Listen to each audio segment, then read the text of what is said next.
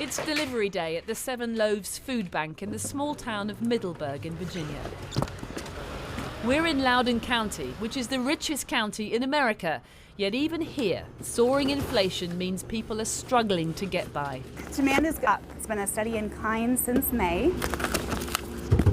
Manager Tammy Erickson says they take several deliveries like this a week, and every single item is handed out to families in need.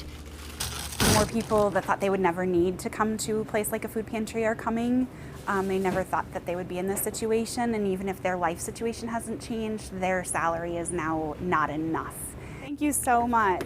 And so if you have an unexpected medical bill or an unexpected car expense, you have to just figure out, do I fix my car so I can go to work, or do I feed my family? And if you can fix the car, can you afford the petrol? All economic pain, which unfortunately for Joe Biden has peaked just ahead of the critical midterm elections next week, when Americans go to the polls and deliver their verdict on his first 2 years in power. Volunteer John Donovan knows what his verdict is.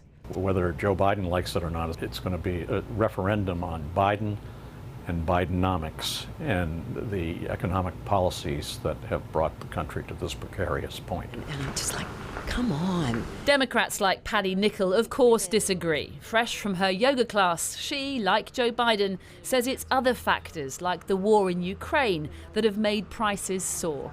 A large group do feel that he's to blame, and I think they're looking for a scapegoat. But isn't the reality, as much as that may be true, they go to the ballot box and they blame the incumbent? It's a much broader picture, and it's unfair to just point the finger at one person or just those who are in control at the time. Of course, entrenched Democrats and Republicans will never change their views. It's the independent swing voters that matter in US elections. The number one issue for me is the economy. We met Maureen Story at the aptly named Common Grounds Cafe, but she didn't have any good news for Joe Biden either. Inflation has just been through the roof, and so that to me is the most important thing that is going to affect how I vote. The Democrats had hoped that independent voters would be so furious about the Supreme Court's decision to overturn abortion rights that they'd stick with them. Were you angry about abortion rights? Women have the right to choose what to do with their own bodies, but the economy has overtaken that, in my view. Not just her view. Latest polling shows about a third of Americans say the economy is now their top issue.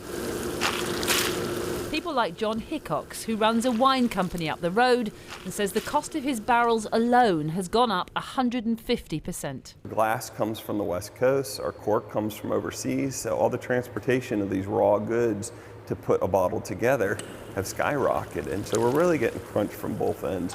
Revenues are down, cost of goods sold are up, labor is up, and we just don't know when it's going to end. Who or what do you blame for the situation you're in? The way it works in this country and the way it works here in small businesses is whoever's in charge, they're held accountable. Right or wrong, I think American people are going to show up at the polls, and there's going to be a lot of pain put on the people that are in power right now.